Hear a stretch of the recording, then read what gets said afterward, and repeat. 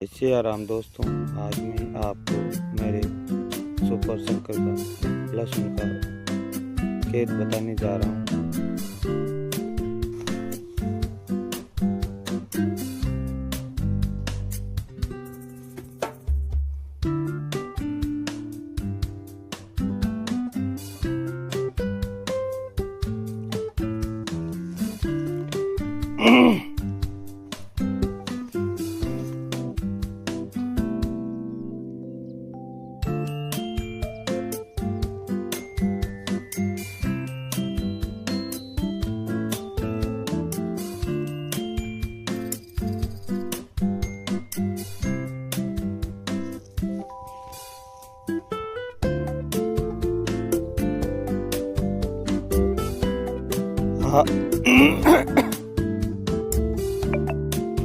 पिछले साल हमारे एरिया में जो सुपर शंकर लगाया था, मैं खुद भी लाया था 60 किलो बीज।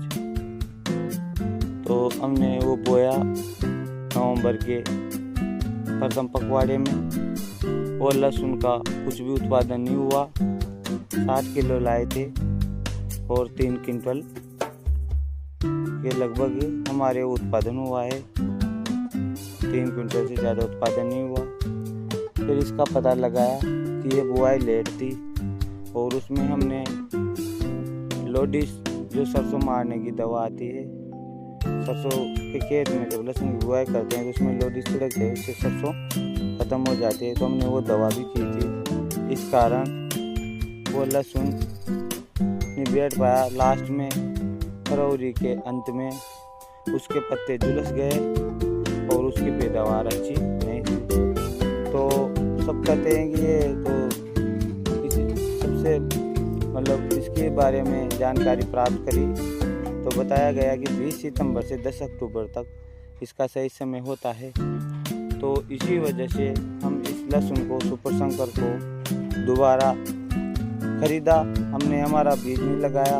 हो सकता है हमें कोई बीज नकली दे दिया गया हो। सुपर शंकर की जगह शंकरी लहसुन, जो एक सुपर शंकर और एक शंकर लहसुन आता है, तो वो शंकर लहसुन हो, इसलिए वो पैदावार नहीं दे पाया। तो इस कारण हम दूसरी जगह से नया बीज लेके आए ये सुपर शंकर का, और इसको इस बार जैसे तय समय पे, जैसे 20 सितंबर से 10 अक्टूबर बताते हैं, तो हमारे पास ज़मीन खाली पड़ी हुई थी।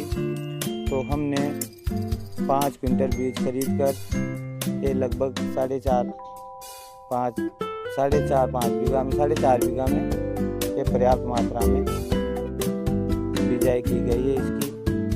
अब अगले साल अब ये जो इसका उत्पादन है वो देखेंगे। भाई इस समय किसी में और इसमें हम कचरे की दवाई का भी उपयोग नहीं करेंगे, कम खुराक देंगे।